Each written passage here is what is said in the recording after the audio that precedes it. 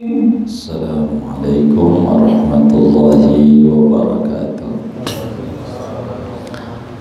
Bismillahirrahmanirrahim. Alhamdulillahi rabbil alamin. Wassalatu wassalamu ala sayyidina Muhammadin wa ala alihi wa sahbihi ajma'in. Amma ba'du, faqad qala al-Imam al-Ghazali rahimahullahu ta'ala wa nafa'ana bihi wa bi barakati ulumi wa ghafara lahu wa li masyayikhihi wa li masyayikhina amin. Wal aslu tsani, adapun pokok yang kedua, ma ta'lamu, yaitu apa yang mengetahui oleh kamu, annal balika, akan bahwa seorang raja, fid dunia, yang ada di dunia ini, idza ajra ala ahadin jirayatan, yaitu apabila memberikan oleh raja atas seseorang jirayatan, akan gaji, min ta'amin, daripada makanan, au syarabin, atau minuman.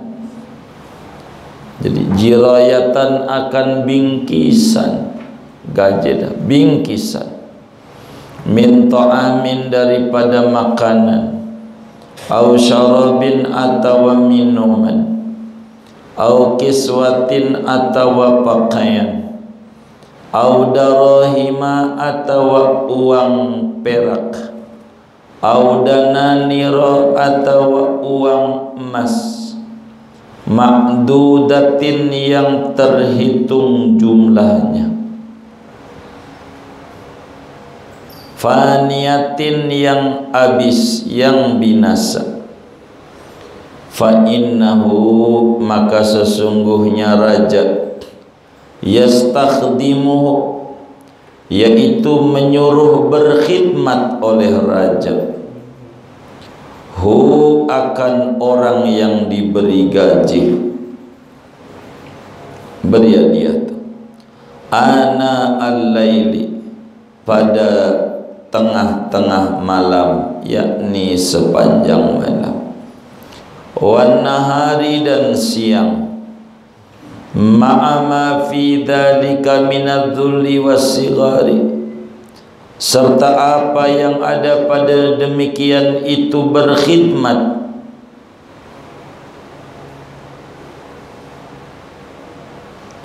minadz-dzulli, daripada kehinaan, was-sighari, dan kerendahan,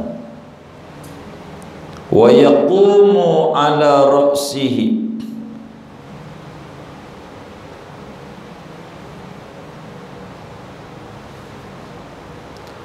dan menjalankan oleh orang yang diberi gaji, ala ra'sihi, di atas kepalanya raja, yakni di depan raja, hatta tuhaddira rijlahu, sehingga bengkak oleh dua kakinya, wa yas'a baina yadayhi, dan berusaha oleh orang yang diberi gaji, baina yadayhi, di hadapan raja, idza raqiba, apabila mengendarai oleh raja, wa rubama yahtaju an yakuna ala babihi tulal laili harisan, dan terkadang butuh oleh bahwa ada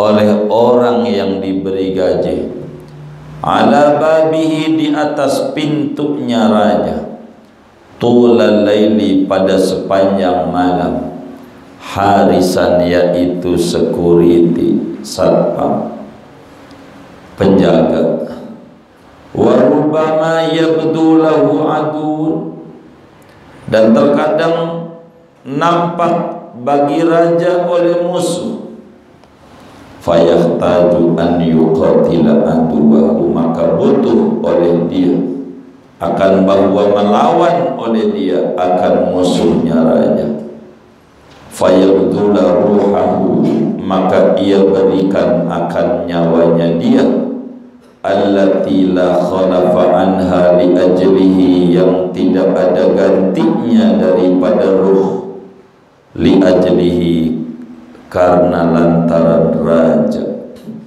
wa yahtamilu kulla hadhil khidmah wal kulfati wal khatari wad darri ajli tilkal manfaatin nakidatil haqirati, dan ia menanggung sabar akan segala ini pelayanan, wal kulfati, dan beban, wal khatari, dan ketakutan, wad darri, dan bahaya, li ajli tilkal manfaah, karena lantaran itu manfaat, an nakidati, yang sedikit, al haqirati, yang hina, ma'a annaha bil haqiqati minallahi ta'ala, serta bahwa gaji itu pada hakikatnya yaitu dari Allah Ta'ala.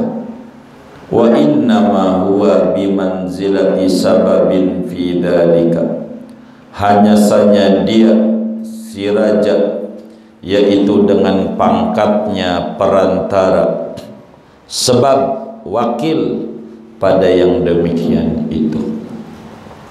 Farabbukal ladzi khalaqaka, maka adapun Tuhan, yaitu yang menciptakan oleh Tuhan akan kamu, walam taku syai'a, dan tidak ada oleh kamu sebelumnya syai'an, yaitu apa-apa.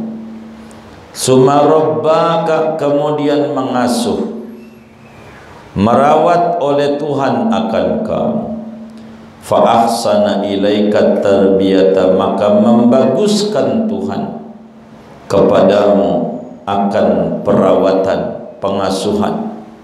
Summa an'ama alaika minan ni'ami zahirati wal batinati, kemudian memberikan nikmat oleh Tuhan atas engkau, minan ni'ami zahirati, daripada nikmat yang zahir, wal batinati, dan nikmat yang batin, fi dinika, pada agamamu, wa nafsika, dan dirimu, wa dunyaka, dan duniamu, ma la yablugu kunhaha fahmuka wa wahmuka, akan sesuatu yang tidak sampai akan hakikatnya nikmat oleh pemahamanmu dan sangkaanmu. Qala azza min qailin, berfirman oleh Allah maha mulia daripada yang berfirman, wa in ta'uddu ni'matallahi la tuhsuha, dan jikalau kamu menghitung-hitung nikmatallahi, akan satu nikmat Allah saja, la tuhsuha, niscaya tidak bisa menghitung oleh kamu akan satu nikmat itu. Al-ayat. Summa innaka tusalli rak'ataini, kemudian sesungguhnya engkau, yaitu salat oleh engkau, rak'ataini, akan 2 rakaat, ma'a ma fihi ma minal ma'ayibi wal afat, serta apa yang ada pada 2 rakaat itu daripada cacat dan malapetaka, kekurangan. Wa ma'ama wa ada alaihi ma fil mustaqbali, dan disertai apa yang Allah janji atas 2 rakaat pada masa mendatang, min husnis sawabi, dari bagusnya pahala, wa durubil karamati, dan aneka macam kemuliaan-kemuliaan, hatta tasta'dhima dzalika, sehingga menganggap besar oleh kamu akan yang demikian 2 rakaat, wa ta'ajjaba bihi, dan merasa ujub, merasa bangga diri oleh kamu dengan itu perbuatan.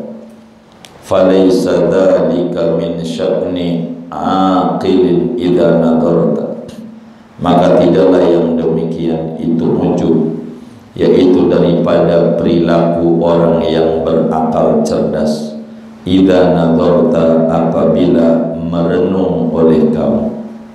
Fahadhihi, maka adapun ini uraian, hadhihi, yaitu ini uraian yang sangat amat manfaat.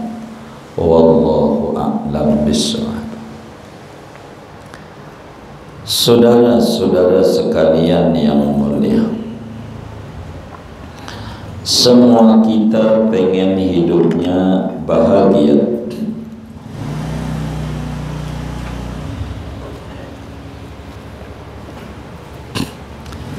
Semua kita pengen hidupnya bahagia, penuh sukses, penuh tenteram, penuh senang. Itu kita punya mau. Pengen kita sukses di dunia, pengen kita sukses di alam kubur, dan kita pula pengen sukses di akhirat. Bagaimana caranya supaya kita bisa sukses? Maka ulama besar dari Naisabur, dari Tus, sekarang masuk di negeri Iran. Irak udah ke Iran, masuk Iran.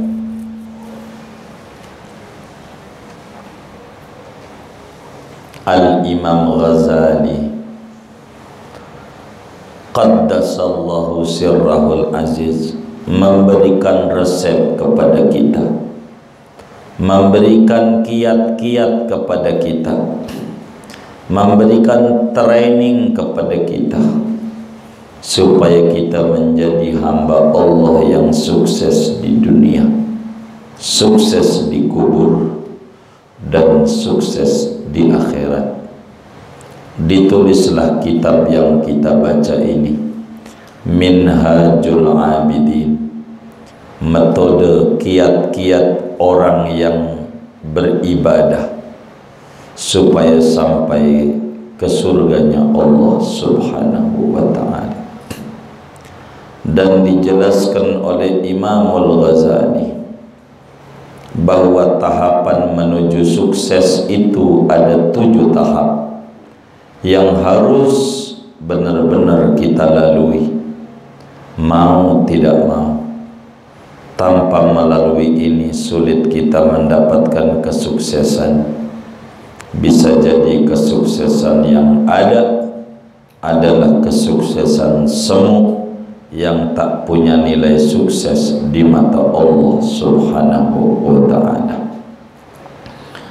Tahapan pertama udah kelewat jauh sejak kita awal ngaji di musala ini. Namanya tahapan ilmu dan ma'rifat. Tahapan menyadari dari mana kita berasal, siapa yang mewujudkan kita sampai kita ada di alam dunia ini. Sudah kelewat itu dengan uraian panjangnya.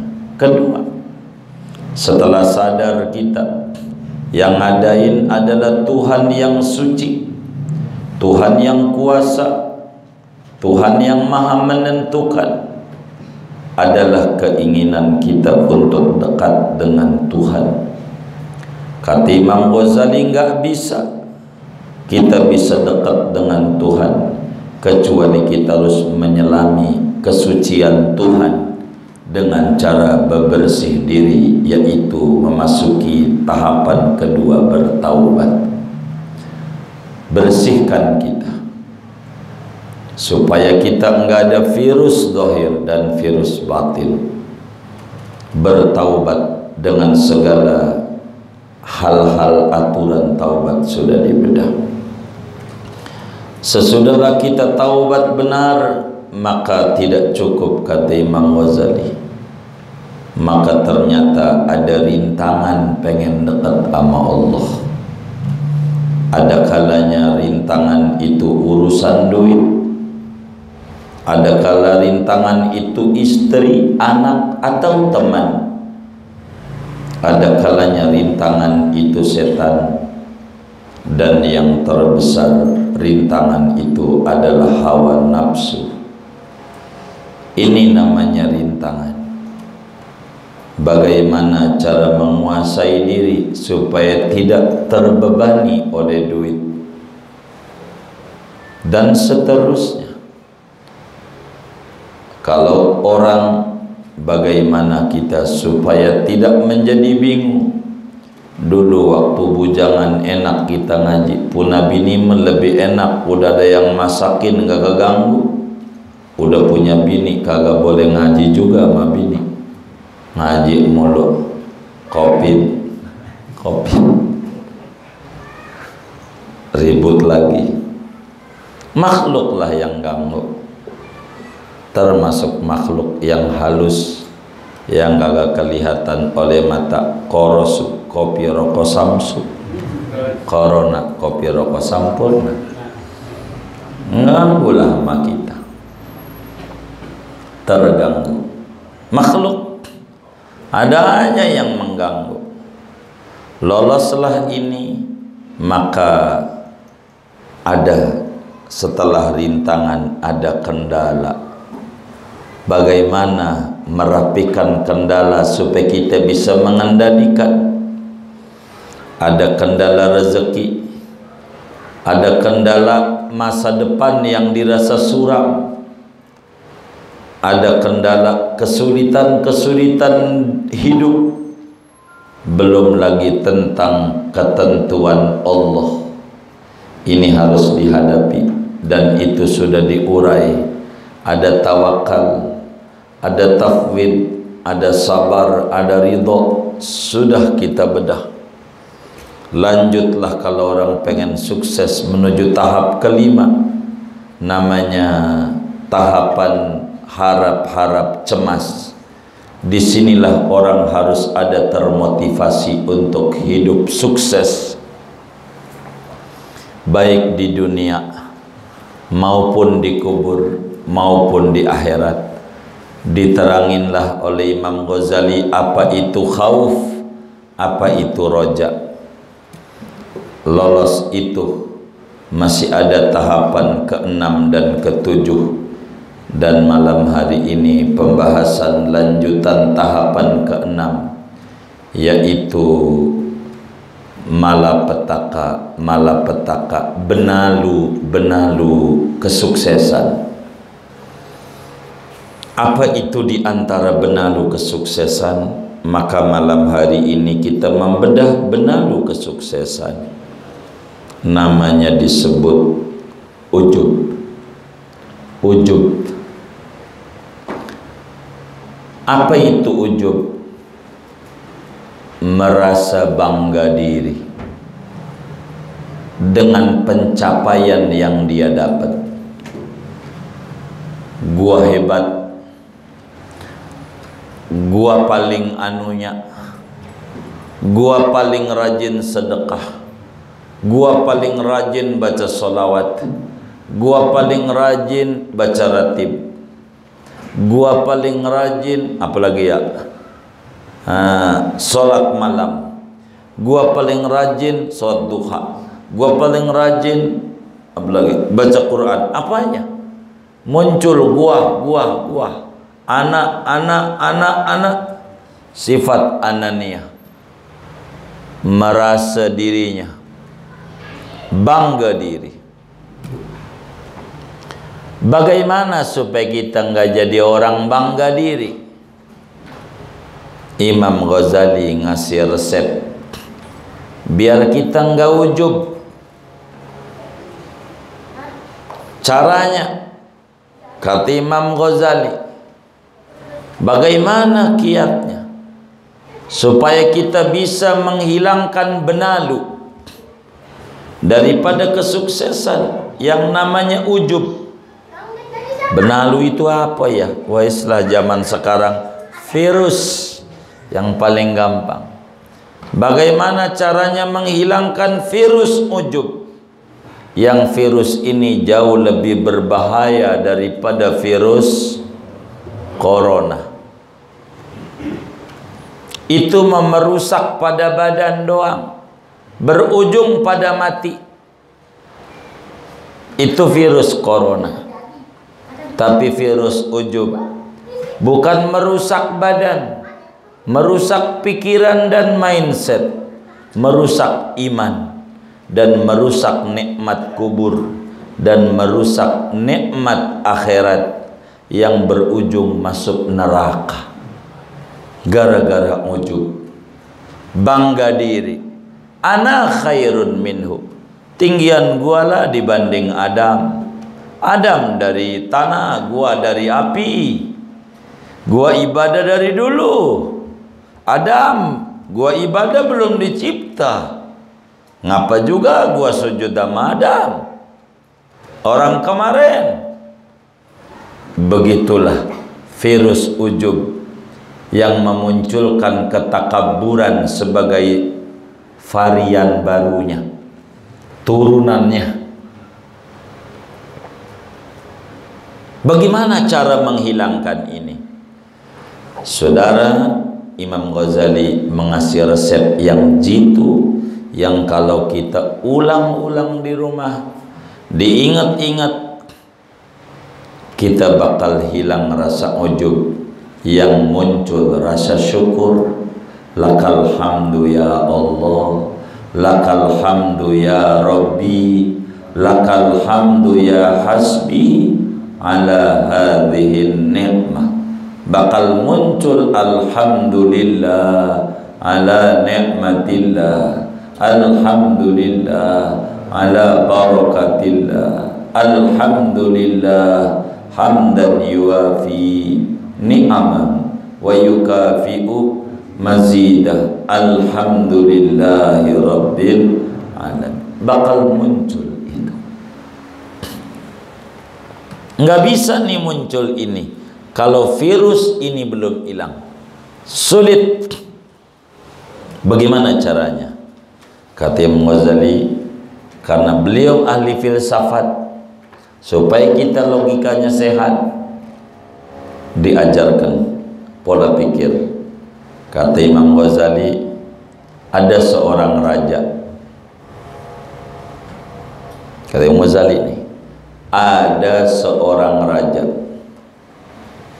yang biasanya banyak aparatur sipil kerajaan. ASN, bukan kalau kerajaan mah. Jadi banyak pegawainya, PNS raja, banyak yang ngelayaninnya, banyak karyawan. Cuman kalau buat toko namanya karyawan, kalau buat negara namanya aparatur. PNS panas,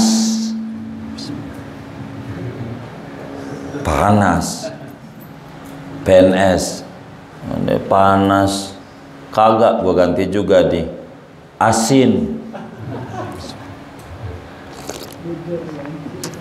panas asin.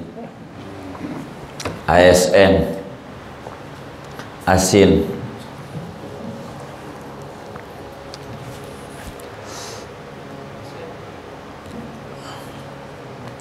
Maka seorang raja banyak karyawannya.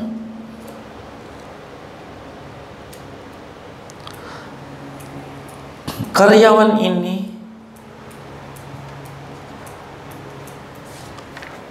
raja di dunia biasanya menggaji,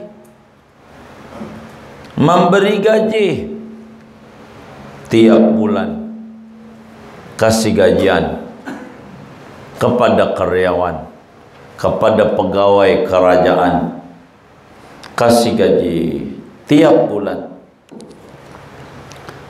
Kadang kasih makan, itu namanya gaji pokok. Dikit, tergantung golongannya. Golongan berapa, ruang berapa. Golongan 2, dah alamat ini, SMA ini. Golongan 2, enggak kuliah kalau golongan 2 ya. Ayah golongan berapa terakhirnya? Wahid. Begitu. Golongan 2. Kalaulah dia kuliah, udah sarjana diterimanya golongan 3. 3A 4 tahun itu kalau benar naik 3B. 4 tahun naik lagi 3C. 4 tahun naik lagi 3D. 4 kali 4 16 tahun baru pindah golongan 4A. Sampai pensiun nggak jadi petinggi-petinggi, masih jadi punggawa aja. Kita orang kerja begitu, kerja. Kadang kita memandang orang lain enak kerjanya. Jadi polisi mah, ya Allah, nggak ada nganggurnya, corona begini. Belum nanya dia sama polisi, puyeng polisi juga, menanggaran dipotong-potong lagi. Ya Allah, dia belum tahu yang enak menjadi pengusaha. Dia belum ngobrol sama pengusaha, justru dia usahanya kantin di sekolah, tutup 2 tahun kantin. Dia belum ngobrol sama pengusaha, tapi memandang orang itu enak. Intinya ada raja mempekerjakan di kerajaannya dengan digaji. Ada perusahaan mempekerjakan di perusahaannya menjadi karyawan, digaji, kasihlah gaji pokok, kasih uang makan. Loh, kan usahanya makanan, ya dikasih makan tapi dipotong gaji juga. Potong gaji nggak sih kalau makan di Hokben tuh? Oh kagak, alhamdulillah, takut dipotong doang. Tapi walaupun kagak juga nggak boleh banyak-banyak kali ya, potong juga ya, kalau nambah ya. Jadi saudara, begitulah kita kerja gitu, kata Imam Ghazali. Ini menarik ya, kita kasihlah THR, tendangan hari raya. Namanya ditendangkan, kagak turun. Begitu. Dapat THR gitu. Kasih makan, kasih transport, ada tuh transport kehadiran, kasih juga BPJS gitu. Dulu namanya jam sostek, dulu jam sostek begitu. Askes kasih, sekarang askes nggak ada duitnya, udah gua pindah di sono. BPJS juga yang udah masuk, yang dulu kan udah lama juga, udah situ aja, lu jangan banyak tanya-tanya, berisik lu, begitu kata dia. Ini cerita raja, nggak nyinggung, kagak, cerita raja nih Imam Ghazali. Nih kita nggak mau ngomongin orang, karena ngomongin orang nggak ada faedah. Kita mau ngomongin diri kita supaya kita jadi benar. Kalau kita ngaji ngomongin orang, kita nggak benar-benar. Mendingan ngaji buat diri kita, biar diri kita kita diibaratkan kerja jadi PNS. Jadi PNS, kita nih yang ngaji nih, semua PN di sebuah kerajaan. Begitu. kasihlah dirham, ya. Kalau Indonesia rupiah, begitu. Audananir, atau karena di luar negeri kerja di Indonesia kasihnya dolar, kan beda, begitu. Kan yang bedain masalah mancung dan pesek aja. Kalau yang mancung bisa bahasa Inggris dolar, kan di bandara begitu. Ini pesek dan rupiah aja, begitu. Kasih gaji, uang berapa makdudatin, kehitung. Nih kita bukan PNS, boleh buka tuh di sistem pergajian Departemen Keuangan. Kalau jadi PNS baru masuk kerja berapa gajinya? Kalau golongan ini berapa? Golongan ini berapa? Golongan ini berapa? Ada nggak angkanya? Hah? Ada. Ketahuan angkat. Sekian tahun sampai umur 50 kudu pensiun, ada. Sebelum kita masuk. Cuman sekarang umur kita 49. Udah begini. Lah kan belum masuk udah tahu. Ada batasnya umur sekian kudu dianggapnya kita udah jompo, udah nggak produktif, udah dah. Gua kagak butuh lo. Udah begitu. Pensiun. Alhamdulillah ada uang pensiun. Alhamdulillah. Dia tidak ngerti itu di aturan bernegara. Dalam sistem bernegara, kalau orang seumpama, biar gampang, gajinya aturannya 1.200.000. Gajinya, aturan dia yang dapat 1.200.000, yang 200 disimpan, yang dikasihin 1.000.000, terus saja disimpan. Kapan dikasihinnya? Tar kalau berhenti. Jadi yang dikasihin berhenti itu duit siapa? Duit siapa? Hah? Duit kita. Yang dipakai sama dia buat dagang, tambah maju nggak? Hah? Maju. Kan lumayan dia. Udah kehitung sekian tahun, berarti dana pensiun kita sekian, ada hitungannya. Boleh tanya sama pegawai negeri. Lah kan bini kita pegawai negeri juga masalahnya, kan tahu. Ada batasnya. Karena ada. Begitu. Aturannya semuanya. Begitu. Ada aturannya. Gajinya udah kehitung. Banyak lah dikit. Pensiunan dari PLN, CSW. Tahu nggak ya? Seumpama, ini kan contoh. Duit siapa tuh yang kita dapat? Lah duit kita. Dari dulu kerja sekian tahun, dibaginya tiap bulan aja, jangan banyak. Begitu. Itu gaji pensiun untuk bayar listrik, bayar telepon, bayar air. Listrik sekarang pakai pulsa. Itu kagak cukup buat bayar tuh. Yang kata kita yang ngelihat enak dia mau PNS, enak. Belum ngobrol. Kalau udah ngobrol mah puyeng dia juga. Kita belum ngobrol. Udah ngobrol puyeng. Itu kata Imam Ghazali nih. Denganlah kita jadi karyawan dengan gaji sekian di perusahaan ini, mencontoh Imam Ghazali di kerajaan nih. Maka kita orang yang jadi karyawan nih di kerajaan itu disuruh kerja oleh raja sebagai bentuk imbalan gaji. Kan dikasih gaji, kasih makan, kasih transport, kasih tunjangan kalau bahasa kita orang. Maka kita disuruh kerja oleh raja siang malam. Dia gak ngerti, kudu kerja. Ya Allah, apalagi kayak musim begini nih. Kita jadi aparat polisi dah. Ya Allah,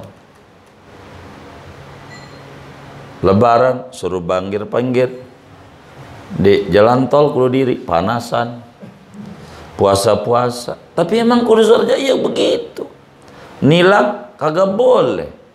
Kan bukan urusannya nilang, gak ada pasalnya. Nilang orang pulang kampung, kan gak ada pasalnya. Jadi nyuruhnya apa? Putar balik aja. Ente muter aja.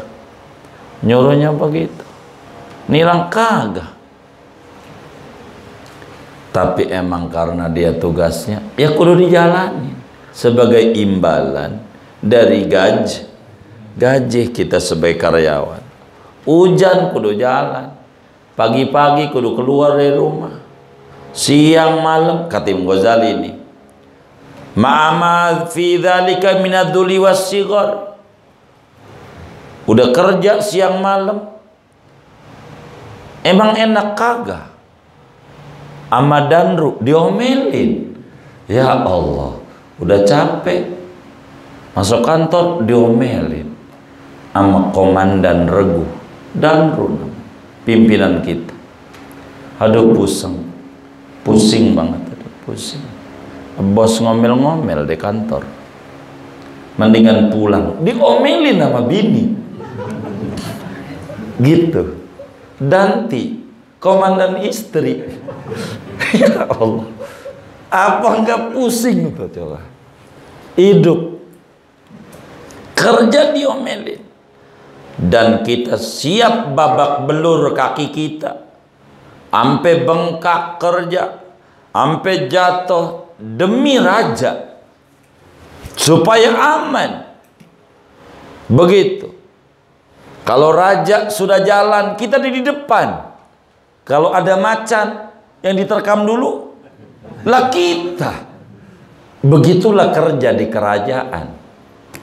Kalau di presidenan namanya sabara.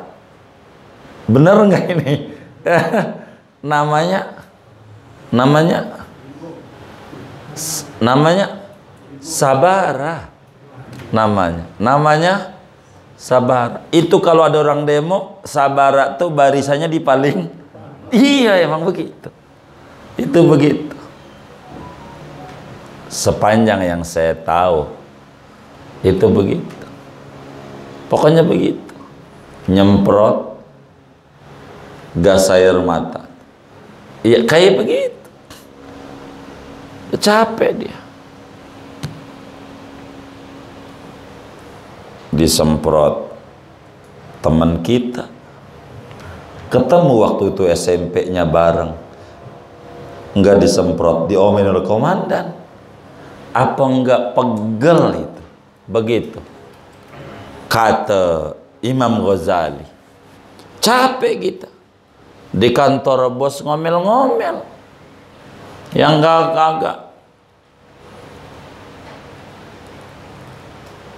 Kita disuruh jaga jarak di kantor, tapi waktu naik gojek rapet, ntar pulang rapet lagi. Tapi emang bos kudu begitu, ya kudu diturutin. Sebagai imbalan dikasih gaji. Kadang-kadang kata Imam Ghazali, kita disuruh diri di pintu rumah raja, diri aja siang malam, sampai kakinya bengkak. Duduk aja kagak boleh. Tiduran kan kosong, kagak boleh ada CCTV, kudu diri. Ya Allah, gimana enggak kaki semutan, sampai pindah jadi gajahan dari semut tuh, kan pegel. Begitulah kita. Kadang-kadang ada musuh yang mau mendemo raja, lah kan butuh kudu kita hadapi, kata Imam Ghazali. Supaya apa? Ngadepi musuh. Berarti nyawa kita menjadi taruhan. Apalagi tidak enak, Jadi aparat yang didinas dia polisi dibanding tentara. Begitu. Jelek mulu kesannya. Akhirnya security juga kudu diandarin polisi.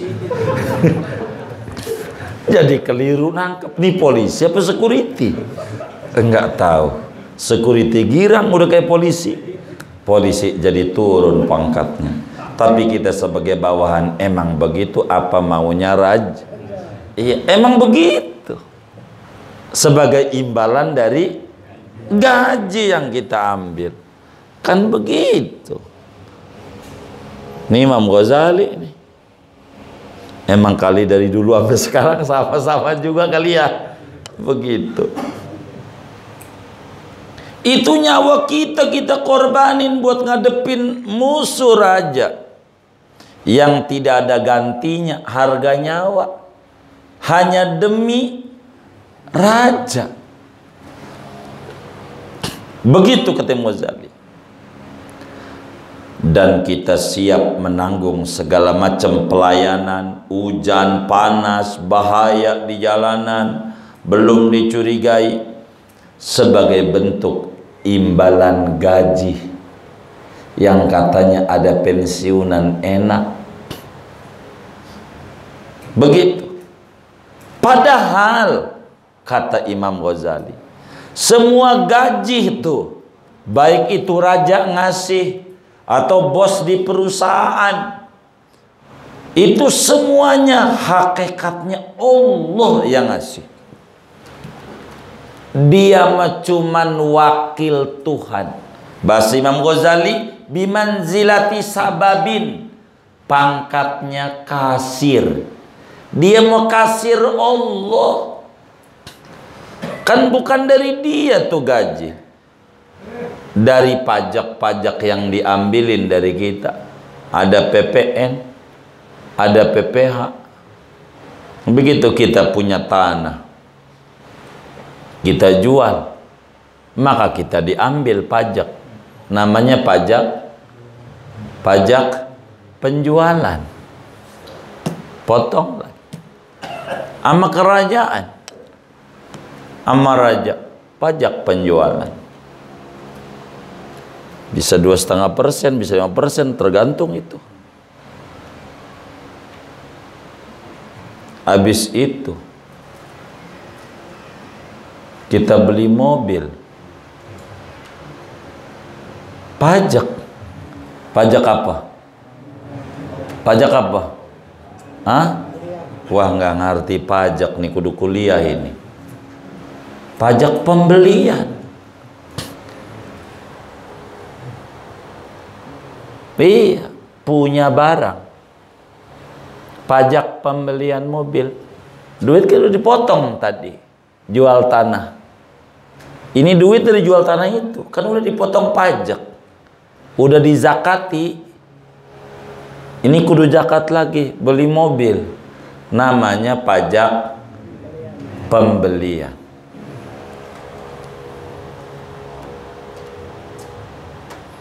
Kita sulit, mobilnya kita jual, maka kita kena pajak. Pajak apa? Penjualan. Sudah kita dipotong pajak, beli motor, kita kena pajak lagi. Pajak apa? Pembelian. Lalu kita bawa ke Indomaret, kena pajak lagi. PPN, penambahan nilai, pajak lagi. Begitu. Pajak itu terus. Apanya?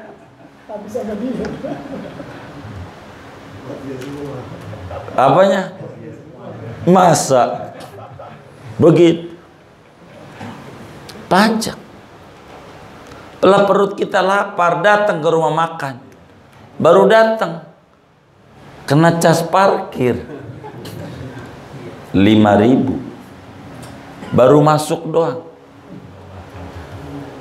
Belum makan, belum. Dan belum tentu ada. Udah habis, tapi kudu bayar. Bayar lewat 5.000.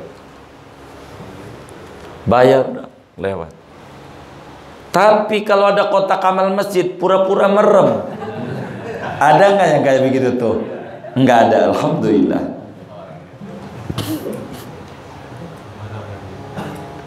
Tuh begitu. Makan karena PPN. Begitu.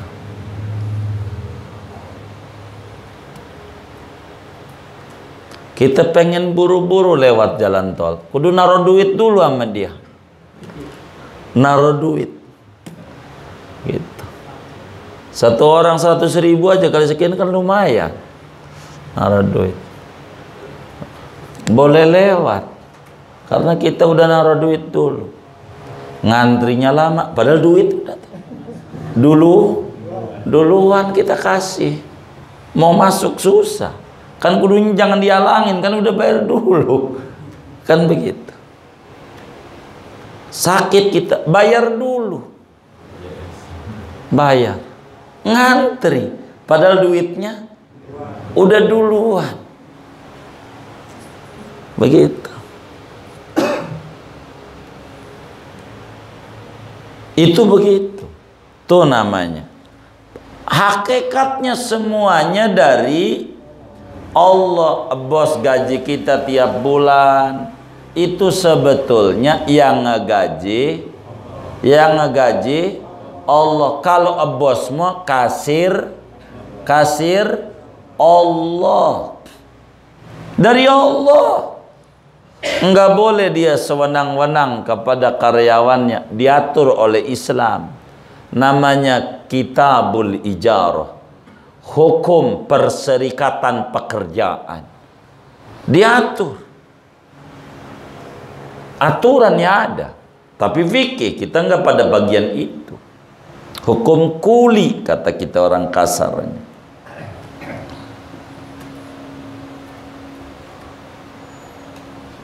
Allah yang kasih kita makan. Allah. Maka saudara, itu orang bagi duit sama kita, yakini di hati yang ngasih kita Allah. Bos kita ngasih duit sama kita, kita terima nih gaji tiap bulan. Jangan salah.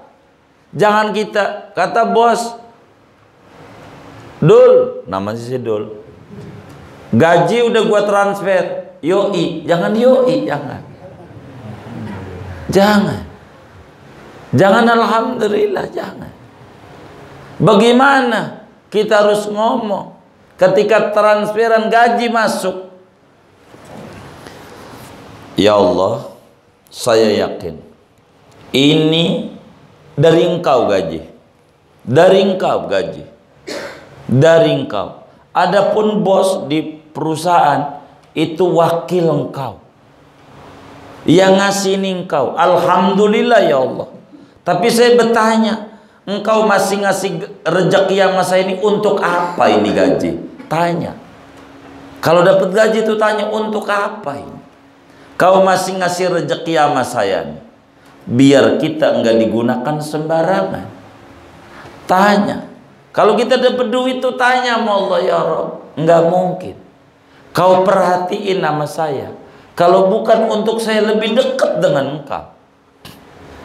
Karena kita enggak menganggap dari Allah, biasa aja. Biasa aja. Sama Allah kurang nurut. Pala rezeki dari Allah. Hidup dari Allah. Sehat dari Allah. Makan dari Allah. Tapi ada wabah begini, ama Allah jauh dia. Ogah ama rumah Allah. Ngeri ada wabah. Padahal Allah yang ngasih. Kata Imam Ghazali, Allah yang ngasih. Coba renungi ini, biar paham. Kok dari Allah? Begitu. Kata kita, kan dari bos. Begitu. Kan dari raja. Mana dari Allahnya? Begini, kata Imam Ghazali, ente pikirin, ente ini dulunya nggak ada. Dulunya nggak ada. Maka Allah lah yang ngadain ente. Allah yang ngadain dari tidak ada menuju ada. Ditaruhlah tuh, dititipin di perut bapak kita. Akhirnya calon bapak kita ini ketemulah orang yang cocok buat naruh kita tempatnya, namanya calon ibu kita. Maka masuklah itu yang Allah ciptakan itu ke rahim ibu kita. Proseslah kita sampai kita berojol. Allah. Apakah berojol doang? Kita nggak bisa makan, minum, cebok, nggak bisa. Allah rawat kita dengan baik. Ditaruh di hati ibu kita, sayang. Ada CCTV, ada sensor. Lapar nih, tahu ibu kita. Nih, tahu ibu kita. Apa aja tahu ibu kita. Karena ada sensor. Siapa yang naruh? Allah yang ngerawat kita. Dirawatlah kita sama ibu kita. Malah kita sakit dibawa ke dokter, Allah tuh ngasih pikiran. Ampe bapak kita waktu lahiran kita, ngapa ampe enggak diakekain, habis nyekolahin BPKB. Demi siapa? Demi siapa? Demi kita. Nih kita nih prosesnya. Akhirnya bapak ibu kita sekolahin kita, didik kita, enggak lelah nyari duit buat kita. Allah tuh yang ngopenin kita. Kasihlah nikmat kita. Yang satu nikmat saja, kata Imam Ghazali, satu nikmat. Ini yang ayat suka salah orang-orang kalau berpidato. Wa in ta'uddu ni'matallahi la tuhsuha. Orang-orang suka terjemah kayak begini. Kalau Anda mau menghitung berapa jumlah nikmat Allah, kagak bisa Anda ngitung. Kagak ada itu tafsir kayak begitu di Qur'annya. Kagak ada. Salah dia nerjemah begitu. Allahnya nggak ngomong wa in ta'uddu ni'amallahi la tuhsuha. Kagak. Allah ngomongnya kalau Anda menghitung satu nikmat saja yang kuberikan kepadamu, satu aja, kau tak bisa menghitung itu satu. Contoh nikmat melek. Ini mata kita melek, enggak buta. Ini nikmat. Satu nikmat melek. Karena satu nikmat ini ada banyak turunan nikmat. Bukan melek doang. Kok dengan melek kita bisa ngelihat ini coklat, ini merah, itu kuning, itu putih. Padahal dari melek doang. Kok bisa ya? Kalau kita tidak dikasih melek, satu doang warna itu, hanya hitam. Melek doang. Dari mana tuh merah? Allah. Dari mana tuh kuning, hijau, segala macam? Itu satu nikmat. Apalagi berbagai macam nikmat yang lain. Satu aja nikmat. Tidak bisa dihitung. Jadi segalanya Allah openin kita. Allah beri kita rezeki. Sampai nih malam kita hidup, kita sehat, kita makan. Walaupun pandemi-pandemi begini masih diopenin sama Allah. Lalu kemudian kita sedekah. Idul Adha kita ngorban umpama. Lalu kata kita, gua hebat. Hebat dari mana? Orang semuanya dari Allah. Kan di kantor gue yang kerja. Tenagamu dari mana? Kakimu punya siapa? Matamu punya siapa? Siapa yang membuat bos percaya sama kita? Sampai ngangguk-ngangguk sama kita. Kalau dia lihat, kalau nggak ada dia main Mobile Legend mulu. Ada dia baru kasak-kusuk. Ada nggak yang kayak begitu tuh? Ini orang Tanah Abang nih. Begitu. Kan Allah yang ngopenin. Tenaga dari Allah, semua dari Allah. Lalu kita sedekah nih dari gaji yang kita dapat berapa sebulan? 5 juta. Kita keluarin buat ngisi kotak amal Jumat. Kira-kira berapa? 100.000, 50, 20, 10.000, 5.000, 2.000. Kira-kira berapa yang dimasukin? 2.000. Alhamdulillah. Tapi nggak berhenti di 2.000. Di 2.000 ada 10 lembar, 9 lembar kaku, yang 1 lecak. Kira-kira kita masukin yang mana? Tuh. Itu kita itu. Lecak, saudara.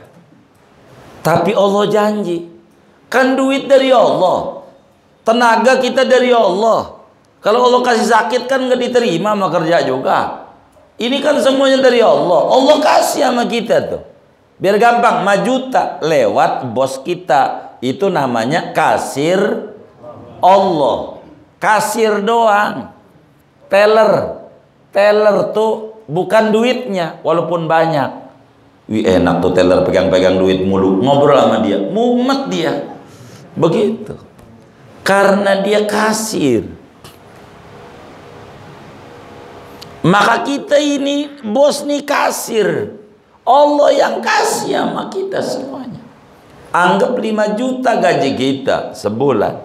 Kita buat ngisi kotak amal tuh 2.000. Allah udah janji.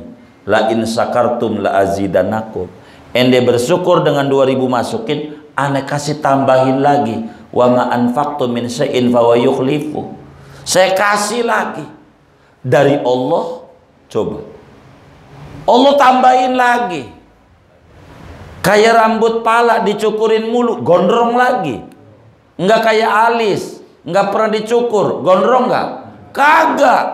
Sedekahin dari Allah. Lalu Allah janji, gua kasih lagi. Kita sedekah, gua kasih lagi. Lalu kemudian kita bangga. Dapat gua tuh, dapat gua. Ngerjain kagak, timbang ngomong doang. Gua, mana guanya? Kalau ngomong doang mah bisa. Begitu, saudara. Itu namanya ujub. Namanya ujub. Kalau nggak ada gua, nggak bisa. Gua. Siapa kita? Di mata Allah. Dengan kita ujub. Tak bisa kita orang. Lalu kemudian kita sholat malam 2 rakaat. Lalu kemudian pagi kita mata rada ngantuk-ngantuk. Ngapa lu pucat? Gua malam tahajud. Luar biasa ya gua. Emang gua mau luar biasa emang malam tahajud. Orang banyak pergi ditanya, berapa rakaat? 2 sih. Sebelumnya nonton Copa Amerika. Lelamaan nonton Copa Amerika sama 2 rakaat. Itu dibanggain yang 2 rakaat. Nggak ada bandingannya. Padahal 2 rakaat sholat yang dikerjakan, Allah udah janji tahajud 2 rakaat. Nih pahalanya. Wa minal laili fatahajjat bihi nafilatan lak asa an yab'asaka rabbuka maqama mahmudan. Lalu kemudian kita ujub. Orang yang cerdas akalnya nggak bakalan ada ujub. Orang segalanya dari Allah. Minallah. Apa aja dari Allah. Dulu lahir nggak punya apa-apa. Sekarang punya kontrakan di kebun mangga. Berapa kita punya kontrakannya ini? Contohnya 15 pintu. Lakan yang jadi puyeng kita juga. Kan bukan corona yang bikin puyeng, cicilan. Bener nggak? Lakan kita salah kita. Kok salah kita pun salah Allah? Lakan yang tanda tangan dengan BRI-nya depan tuh apa tuh ya? BRI apa BCA ya? Kita.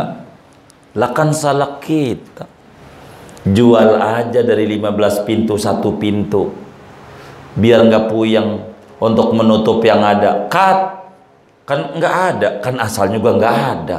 Itu 15 dari Allah. Buang yang bikin pegel. Jangan hidup berdasarkan kemauan, tapi hidup berdasarkan kemampuan. Biar tenang.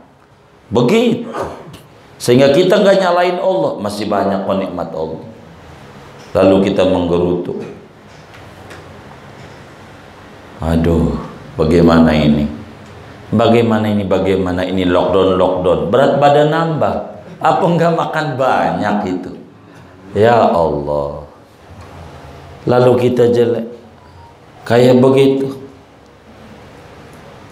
Biar kata dia ngeluh-ngeluh, lebaran pakai BHS, biar kata merek Atlas. Boleh hasil sedekah. Kan masih pakai. Lalu kemudian kita merasa diri kita tinggi, enggak mau ibadah sama Allah. Esok menganggap ibadah, mau ngapa ibadah di musola? Ada wabah. Orang kayak gua nih, nurut Sabtu Minggu ke Ciseeng mancing. Antara rumah dia dan masjid 100 meter. Ciseeng. Nurut di mana? Ini tak paham. Maka kita tak boleh sombong dan ujub sama Allah. Segalanya dari Allah. Ya Rabb, ini kullu minka. Segalanya dari Engkau. Apa yang saya mau minta surga? Tuh ujungnya. Mau minta surga? Enggak. Malu, wong semuanya dari Allah. Mau minta? Enggak. Udah terserah engkau mau dikasih surga-surga, yang penting kau redho aja dah. Saya ibadah ini terserah engkau.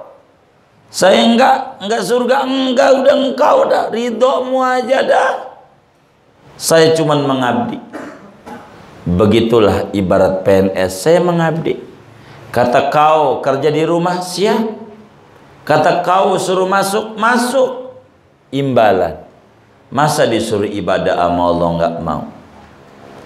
Nggak benarlah kita. Nggak benarlah kita. Pembawa berita di televisi mau baca berita, cuman mau ngadepin makhluk Allah, ngadepin manusia. Dia sempurna, dicopot tuh apanya tuh, maskernya ditaruh, baru selamat siang, reportase apalah judulnya, terserah, itu TV, dicopot. Buat apa? Karena mau komunikasi dengan orang supaya jelas, maka dibuka maskernya. Kita mau komunikasi sama Allah di rumah Allah. Waktu sholat mulut ditutup.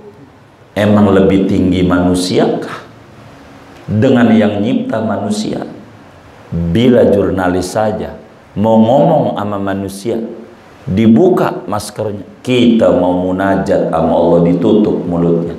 Yang kata Nabi, innamal musalli munajin robbah. Orang yang sholat itu mau bincang sama Tuhan.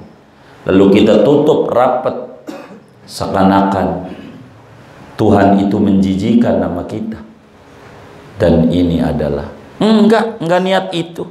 Lono mau ngomong sama Tuhan biar fasih. Enggak mau kita. Turunin aja maskernya, turunin. Biar sholat kita sempurna. Mau sama Tuhan. Begitulah namanya mengerti, tidak ujub. Masa ngerokok dia maskernya dibuka? Sama Tuhan ditutup sholat. Emang tinggian rokok? Di mana keimanan itu berada? Inilah biar kita nggak ujub, biar kita sadar kita makhluk lemah, yang kuat Allah.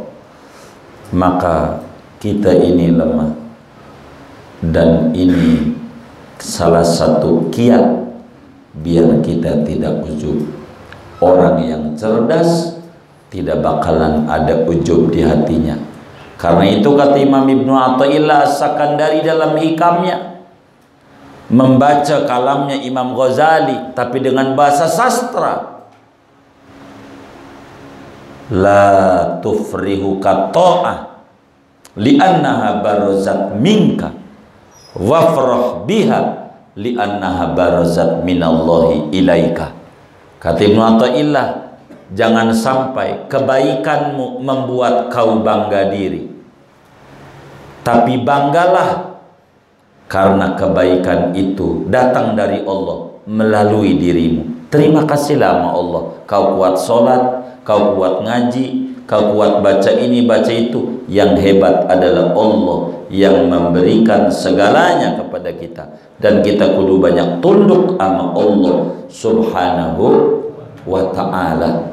Enggak ke masjid mati, ke masjid mati. Masih mendingan kita ibadah mati daripada kita enggak ibadah mencela-cela orang ibadah lalu mati su'ul khatimah. Orang ibadah kita cela, begitu, maka kita tak etis. Oleh karena itu saudara, tak boleh kita ada ujub. Bersihkan itu hati kita dari ujub. Ini namanya virus ujub, ini yang lebih berbahaya dari virus-virus zahir, karena ini virus bakal merusak seluruh amal ibadah kita. Impian kita meraih kesuksesan di kubur dan di akhirat sulit untuk diraih bila kita ada keujuban di hati kita. Moga Allah buang dari hati kita akhlak-akhlak buruk kita, Allah isi hati kita dengan akhlak-akhlak yang baik. Amin ya rabbal alamin. Bismillahirrahmanirrahim.